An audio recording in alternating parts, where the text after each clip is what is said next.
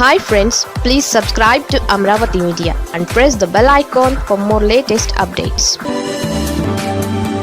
YCP ఊదితే ఎగిరిపోతాం, సొంత పార్టీకి యనమల వార్నింగ్.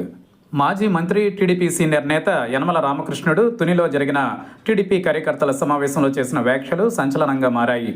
ఎప్పుడూ ప్రతిపక్షం మీద ఒక కన్నేసి ఉంచాలని, ప్రతిపక్షం బలం అనుకుంటేనే మనం పని చేయగలమని అన్నారు యనమల రామకృష్ణుడు. ప్రతిపక్షం ఏముందిలే, ఊదితే ఎగిరిపోతారనుకుంటే పొరపాటని, ప్రతిపక్షం ఊదితే మనం ఎగిరిపోతామని కార్యకర్తలను హెచ్చరించారు.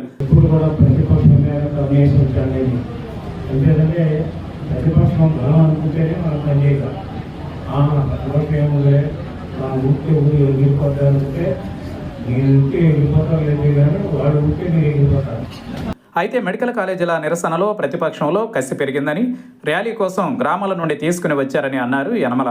కాగా తుని టీడీపీ కార్యకర్తల సమావేశంలో యనమల రామకృష్ణుడు చేసిన వ్యాఖ్యలు ఇప్పుడు చర్చగా మారాయి. కాగా ఆంధ్రప్రదేశ్లో మెడికల్ కాలేజీలను ప్రభుత్వ ప్రైవేట్ భాగస్వామ్యం మోడ్లో అభివృద్ధి చేయాలని కూటమి ప్రభుత్వం నిర్ణయం తీసుకోగా, సర్కార్ తీసుకున్న నిర్ణయంపై ఆగ్రహం వ్యక్తం చేస్తోంది YSR Congress party.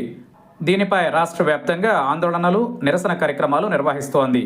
PPP mode అంటే మెడికల్ కాలేజీలను ప్రైవేట్ పరం చేయడమే అని మండిపడుతున్నారు. తాజాగా ఏపీ వ్యాప్తంగా వైసీపీ ఆధ్వర్యంలో నిరసన ర్యాలీలు నిర్వహించిన విషయం విదితమే. కాగా ఈ తరుణంలో టీడీపీ సీనియర్ నేత యనమల రామకృష్ణుడు చేసిన వ్యాఖ్యలు హాట్ టాపిక్గా మారాయి.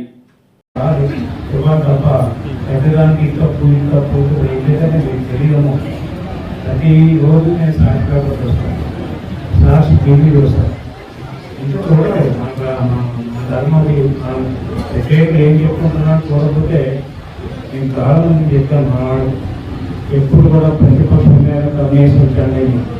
ఎందుకంటే ప్రతిపక్షం బలం అనుకుంటేనే మనం పనిచేయగలం. ఏముందే మన ఊరికే ఊరి ఎగిరిపోతారంటే నేను ఊరికే ఎగిరిపోతాను లేదు, కానీ వాడు ఊరికే నేను ఎగిరిపోతాను. అట్లాంటి పనులు చేయకూడదు. ఓవర్ చెప్పుకోవడం మనం బలవంతులమే, ప్రతిపక్షంలో వాళ్ళు కూడా బలంగా ఉంటారు అనేటువంటి ఆలోచన నీలో వస్తే మీరు ఇంకా పనిచేయడం కష్టం ఉంటుంది. కష్టంలో పనిచేస్తాం. ఈ గవర్నమెంట్ వేళ మనం గెలిచేది తక్కువనే ప్రమాణ స్వీకారాన్ని 15 మంది ఇచ్చారు.